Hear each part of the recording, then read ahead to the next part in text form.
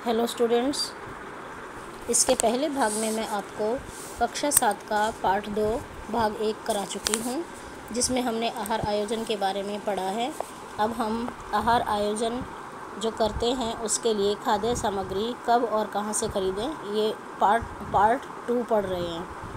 आहार आयोजन बनाने के पश्चात भोजन पकाने के लिए खाद्य सामग्री की ज़रूरत होती है और परिवार की आय का एक मुख्य हिस्सा जो है वो भोजन पर ही व्यय हो जाता है। अतः खाद्य सामग्री खरीदते समय हमें बहुत सावधानी से ही खरीदनी चाहिए। उसके लिए हमें बाजार का चुनाव करना, परिवार की आवश्यकता, सुविधा, पसंद और खाद्य पदार्थ की किस्म के अनुसार बाजार का चुनाव करना चाहिए। बाजार का चुनाव करते समय ध्यान रखना चाहिए कि उसमें आवश्यकता के खाद्य पदार्थ उपलब्ध हों, चुनाव करने की गुंजाइश हो, उपलब्ध वस्तुएं साफ और स्वास्थ्य के लिए सुरक्षित हों। ऐसी वस्तुएं जहां मिलती हों जो स्वास्थ्य के लिए सुरक्षित हों और साफ हों। उपभोक्ता को क्रय करने की स्वतंत्रता हो, उस पर किसी प्रकार का दबाव न डाला जाए।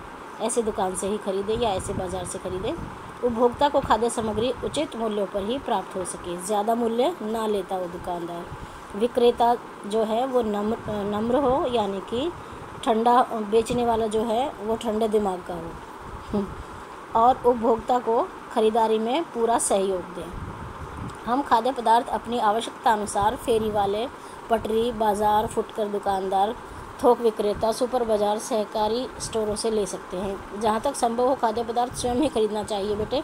कभी भी टेलीफोन पर या किसी नौकर से नहीं मंगवाना चाहिए, क्योंकि वो घटिया किस्म के भी हो सकते हैं वो सामान।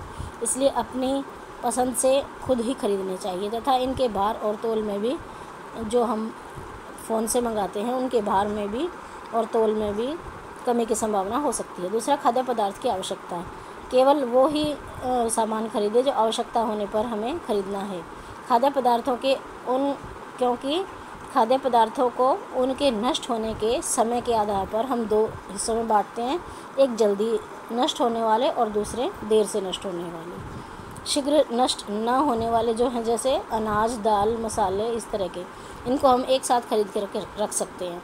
और जो शीघ्र नष्ट होने वाले, जैसे दूध से बने पदार्थ, फल और सब्जियां, इन पदार्थों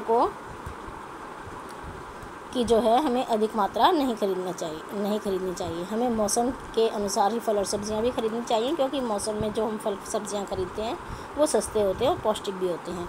तीसरा, हमें क्रय सूची बना लेनी चाहिए। क्रय सूची में आहार योजना के आधार पर बना लेनी चाहिए।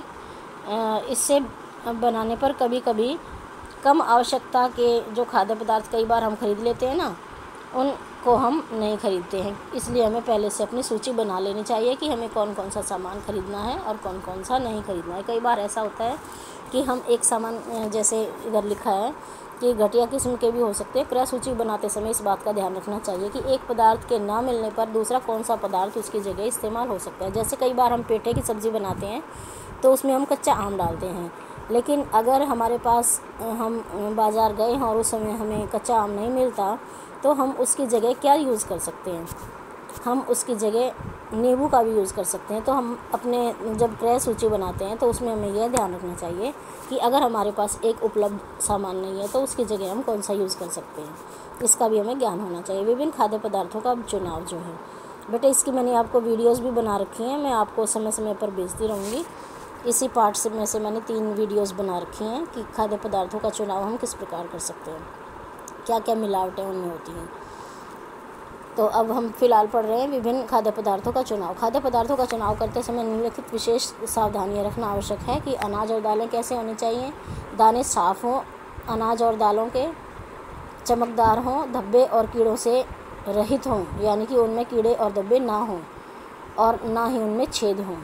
इनमें मिट्टी, रेत, पत्थर आदि की मिलावट भी नहीं होनी चाहिए और इनको जो दानों को है वो हमें चबा कर देख लेना चाहिए।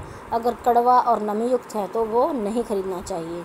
अगर सख्त है और मीठा है तो ही खरीदना चाहिए। अब है मिर्च मसाले। जहाँ तक संभव हो मिर्च मसाले खरीद कर खुद ही पिसवाने चाहिए। पिसे पिसाए अगर हम लेके आते हैं तो उसमें मिलावट होने की संभावना ज़्यादा रहती है। और अगर हम पिसे हुए लेके भी आते हैं तो किसी विश्वसनीय कंपनी के ही हमें खरीदने चाहिए, जिस पर कि एग मार्क लगा हो। मैंने मानक चिन्ह जो है, मानक चिन्ह का भी मैंने आपको वीडियो बनाया हुआ है, आप अगर सब्सक्राइब किए हो तो वहाँ पर आपको मिल जाएगा। नेक्स्ट है सूखे मेवे। सूखे मेवे हम कैसे छांटेंगे कि इन्हें खरीदने से पहले तोड़ कर देख लेना चाहिए कि इनकी गिरी में किसी प्रकार का कीड़ा या फफूंदी तो नहीं लगी है। अगर फफूंदी लगे हुए हैं तो उन्हें हमें नहीं खरीदना, क्योंकि वो विषैले यानी कि जहरीले हो सकते हैं और हमारे स्वास्थ्य को हानि पहुंचाते हैं। अगला है बेटा चीनी, चाय, कॉफ़ी, घी और तेल, हम इनको भी खरीदते हैं। और इनके लिए क्या है कि चीनी के जो दाने हैं वो बड़े बड़े होने चाहिए, साफ़ और चमकदार होने चाहिए। ऐसी चीनी लें, इसमें किसी भी प्रकार की गंदगी नहीं होनी चाहिए। चाय, कॉफ़ी, घी, तेल आदि सदा डिब्बा बंद ही लेने चाहिए, और वो भी किसी विश्वसनीय कंपनी के ही, क्योंकि खुले सामान में ज़्यादा मिलावट होती है। नेक्स्ट है सब्जियां और फल। जड़ वाली सब्जियां जो हैं, हम आलू, प्याज, गाजर, मूली जो लेते हैं तो वो ठोस, कड़ी और भारी होनी चाहिए। क्यों? कई बार हम पिलपिली, झुर्रीदार और हल्की जड़ वाली सब्जियां खरीद लेते हैं, जो हमें नहीं खरीदना चाहिए। हरे आलू, शकरकंदी जो हरी हो जाती हैं, और अंकुर निकले हुए आलू और प्याज वो जहरीले और विषैले हो जाते हैं और स्वास्थ्य के लिए हानिकारक होते हैं। ऐसे सब्जियां हमें नहीं लेनी चाहिए। अब हरी पत्तेदार सब्जियां जब हम लेते हैं तो कैसे लें? पालक, सरसों, मेथी, धनिया, पत्ता गोभी आदि जो लेते हैं तो उनके पत्ते चमकीले, गहरे हरे रंग के, चिकने, साफ, कड़े और ताज़े होने चाहिए। मुरझाए हुए या कीड़े द्वारा खाए हुए या पीले धब्बे वाले या मिट्टी लगे हुए रोगाणुयुक्त जो हैं वो हमें नहीं लेने चाहिए, क्योंकि उसमें रोगाणुयुक्त होने के साथ साथ उसकी पौष्टिकता भी कम हो जाती है। अन्य सब्जियां हम कैसे लें? जैसे मटर, टमाटर, खीरा, भिंडी आदि साफ़, ताज़े, दाग धब्बे रहित, चमकीले रंग के, मध्यम आकार के, ना ज़्यादा बड़े हों ना ज़्यादा छोटे हों। सूखी, मुरझाई हुई, अधिक पकी हुई, दबी हुई, दाग वाली या कीड़े लगी हुई सब्जियां नहीं खरीदनी चाहिए। अब हम फल जब लेने जाते हैं तो फल कैसे लें? फल कड़े, ठोस और भारी होने चाहिए। अधिक पके हुए, पिलपिले, चिपचिपे, सड़े हुए या फफूंदी लगे हुए फल हमें नहीं खरीदने चाहिए। अब दूध और उनसे बने पदार्थ जो हैं, दूध सदैव आवश्यकता के अनुसार ताज़ा ही खरीदना चाहिए। दूध का रंग बहुत सफ़ेद ना हो और हल्का नीला भी ना हो, क्योंकि जो बहुत सफ़ेद जो कलर का है दूध वो अरारोट या स्टार्च के मिलावट का हो सकता है, और नीला दूध होना ख़राब दूध की निशानी होती है। पनीर ताज़ा, साफ़, सफ़ेद रंग का होना चाहिए। मक्खन विश्वसनीय कंपनी द्वारा निर्मित एग मार्क चिन्ह देखकर ही खरीदना चाहिए। उस पर जो हम पनीर ले रहे हैं उस पर एग मार्क होना चाहिए। मक्खन में से पानी भी नहीं निकलना चाहिए, ऐसा मक्खन ख़राब होता है, और इसमें नमक भी ज़्यादा नहीं होना चाहिए। अब है पशुजन्य मांसाहारी पदार्थ जो हम खरीदते हो कैसे खरीदें? मांस, मछली, मुर्गा, अंडी आदि आवश्यकता के अनुसार ताज़े ही खरीदने चाहिए, बासी ना हो। ताज़ा मांस छूने पर कड़ा, चिकना और चमकीला होना चाहिए। उसमें चर्बी सफ़ेद, ठोस व पर्याप्त मात्रा में होती है। ताज़ी मछली का जबड़ा चमकदार लाल रंग का, मांस लचीला परंतु कड़ा, आँखें चमकदार और स्पष्ट होती हैं। ताज़े अंडे का छिलका साफ, ऊपरी वायु का भाग कम और अंडे का पीला भाग बीचों बीच होता है, ऐसा अंडा ही खरीदना चाहिए। रसोई घर में अब सुरक्षा के नियम। अब हम पढ़ रहे हैं कि रसोई घर में हमें सुरक्षा के लिए कौन कौन से नियम ध्यान रखने चाहिए। बच्चों, तुमने देखा होगा कि तुम्हारी मम्मी ज़्यादातर रसोई में अपना समय बिताती हैं। उनके साथ परिवार के अन्य सदस्यों का भी रसोई में आना जाना लगा रहता है। कई बार ऐसा होता है कि कोई असावधानी के कारण दुर्घटना घट जाती है जो जानलेवा भी हो सकती है। इसलिए रसोई में काम करते समय सुरक्षा संबंधी विशेष नियमों का पालन करना ज़रूरी है। रसोई का फर्श जो है उस पर कभी भी सब्जी के छिलके, घी या तेल आदि ना पड़ा हो। अगर उस पर कुछ गिर भी जाए तो उसको तुरंत साफ़ कर देना चाहिए और फर्श को हमेशा सुखा कर रखना चाहिए। रसोई घर में ईंधन का प्रयोग सावधानीपूर्वक करना चाहिए। ईंधन जैसे लकड़ी, कोयला, मिट्टी का तेल, गैस या बिजली का जो हम प्रयोग करते हैं चूल्हा जलाने में, उनको सुरक्षात्मक तकनीक से ही उनका प्रयोग करना चाहिए। लकड़ी को ईंधन के रूप में प्रयोग करते समय धुआं बाहर निकालने के लिए रसोई घर में चिमनी या रसोई निकासी पंखा, जिसको आप एग्जॉस्ट फैन कहते हो, और धुआं रहित चूल्हे का भी प्रयोग करना चाहिए। एग्जॉस्ट फैन हो या चिमनी हो या धुआं रहित चूल्हा हो। कोयले की अंगीठी अगर जला रहे हैं तो उसे खुली हवा में जलाना चाहिए। अंगीठी का प्रयोग करते समय दरवाजे खिड़कियां खुली रहनी चाहिए, क्योंकि धुएं में विषैली कार्बन मोनोऑक्साइड होती है जिसके कारण दम भी घुट सकता है। अब है मिट्टी का तेल, जो कि स्टोव में यूज़ किया जाता है। हवा भरने वाले स्टोव में पिन द्वारा छिद्र को खोलना तथा हवा भरने से पहले बर्नर को गर्म करना बहुत ज़रूरी है। इस स्टोव में ज़्यादा हवा नहीं भरनी चाहिए, क्योंकि इसके फटने का भय रहता है। ये स्टोव नीचे दिया गया है बेटा। अब है बत्ती वाले स्टोव। बत्तियां बराबर होनी चाहिए उनमें, और जलाने से पहले उन्हें मिट्टी के तेल में भिगोकर रख लेना चाहिए, ताकि आग की लौ के साथ धुआं ना निकले। इसे फूंक मारकर भी नहीं बुझाना चाहिए। गैस। अब गैस जो है आधुनिक युग का एक आदर्श ईंधन माना जाता है। गैस का प्रयोग करते समय निम्न सावधानियां बरतनी चाहिए। लगभग हर घर में गैस है, तो हम सबको इन चीज़ों का पालन करना चाहिए कि गैस सिलेंडर को हमेशा सीधा खड़ा करके रखना चाहिए। कई बार हम लेटा देते हैं, तो ऐसा नहीं करना चाहिए, सीधा रखना चाहिए। सिलेंडर को चूल्हे, अंगीठी और स्टोव आदि जलने के स्थान पर नहीं रखना चाहिए, यानी कि जहाँ पर हमारी अंगीठी या चूल्हा या स्टोव रखा है वहाँ पर सिलेंडर ना हो, उससे दूर हो। गैस चूल्हा हमेशा सिलेंडर से अधिक ऊंचाई पर रखना चाहिए। जो है चूल्हा ऊंचाई पे होना चाहिए और सिलेंडर नीचे होना चाहिए। सिलेंडर कभी बंद अलमारी में भी नहीं रखना चाहिए। काम समाप्त होने के बाद रबर ट्यूब की नियमित रूप से सफाई करनी चाहिए, और उसमें अगर चटक दिखाई दे तो उसे तुरंत बदल देना चाहिए।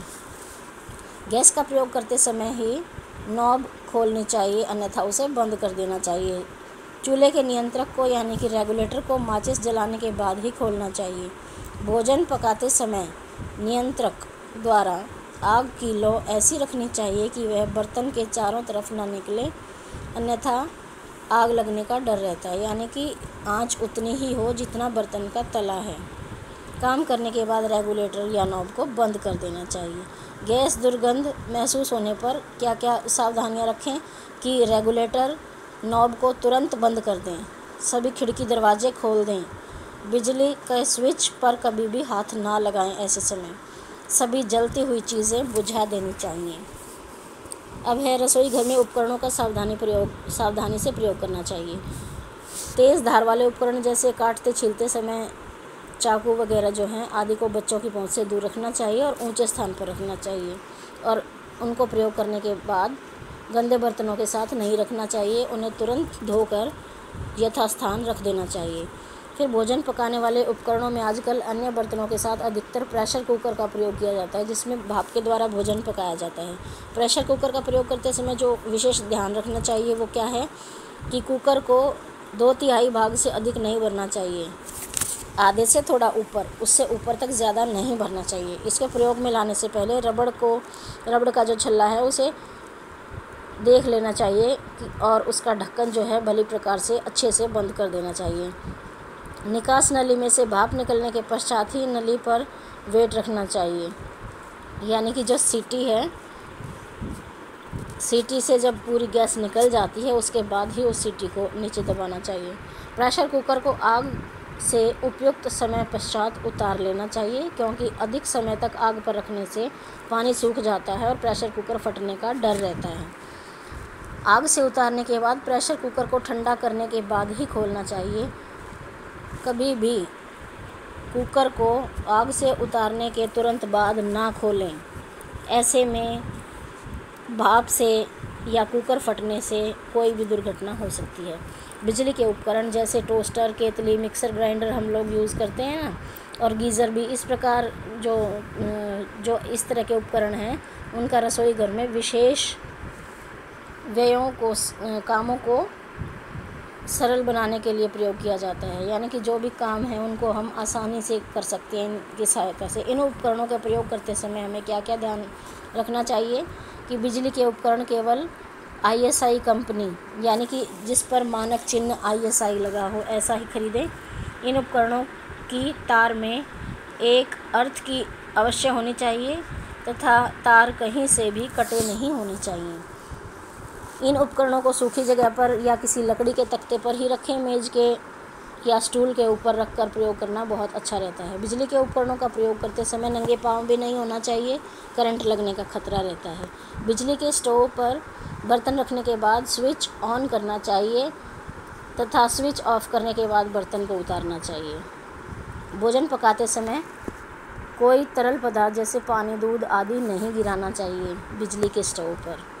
फिर रसोई घर में काम करते समय पहनने वाले वस्त्र, हमें कभी भी आर्टिफिशियल तंतु यानी कि संश्लिष्ट तंतु या रेशमी कपड़ा कभी भी किचन में नहीं पहनना चाहिए, जल्दी आग पकड़ लेता है।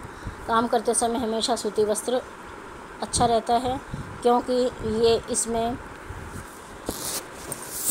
सूती वस्त्र जलने के पश्चात सूती वस्त्र की राख बन जाती है और वो शरीर के नहीं चिपकता। इसके विपरीत जो हम सिंथेटिक या रेशमी कपड़ा पहनते हैं, अगर उसको आग पकड़ लेती है तो सीधा शरीर के अंदर तक होता चला जाता है, पूरे शरीर को झुलसा देता है, जला देता है। इसलिए ढीले वस्त्र पहनने चाहिए, ढीले वस्त्र नहीं पहनने चाहिए। ऐसे वस्त्र पहने जो कि कहीं किसी हैंडल या बर्तन में ना अटकें। ढीले ढाले वस्त्र नहीं होने चाहिए। बर्तनों को चूल्हे पर ऐसे रखना चाहिए कि उनके हैंडल पीछे की तरफ हों। बर्तनों में कड़छी, चम्मच आदि नहीं छोड़ने चाहिए, उन्हें अलग से निकाल के रखना चाहिए। रसोई घर में रखे विभिन्न डिब्बों पर लेबल लगाना चाहिए कि कौन से बर्तन में क्या सामान रखा है। इसके अतिरिक्त कीटनाशक या कीटाणुनाशक औषधियाँ रसोई घर में या भंडार गृह में कभी भी नहीं रखी होनी चाहिए। कुछ लोग कॉकरोच मारने की या चूहे मारने की दवा रख देते हैं या चींटियाँ भगाने की, तो ऐसा कुछ भी रसोई घर में नहीं होना चाहिए। रसोई घर में काम करते समय क्या क्या ध्यान रखना चाहिए कि रसोई घर में हवा के आवागमन की उचित व्यवस्था हो। रसोई घर के दरवाजे, खिड़कियों पर पर्दे नहीं लगे हों। पर्दे कभी भी नहीं लगाने चाहिए रसोई घर में, इससे आग लगने का भय रहता है। रसोई घर में काम करते समय बाल हमेशा बंधे होने चाहिए, बालों में आग लगने का भय रहता है और बाल जो हैं भोजन में भी गिर जाते हैं, इसलिए जब रसोई में जाओ तो बालों को अच्छे से बांध कर जाना चाहिए। रसोई घर में प्लास्टिक और अन्य ज्वलनशील पदार्थों से बने बर्तन आदि चूल्हे से दूर रखने चाहिए। रसोई घर में कागज़ और अन्य ज्वलनशील पदार्थों से बने लिफाफे और थैलियाँ भी चूल्हे से दूर रखना चाहिए। अब बेटा ये था आपके पार्ट 2 का पार्ट नंबर 2। अब जो भोजन पकाना और परोसना आपको दिखाई दे रहा है, ये पार्ट नंबर 3 में पढ़ेंगे। तो तब तक आप लोग इस पार्ट को अच्छे से समझें और सुनें। धन्यवाद।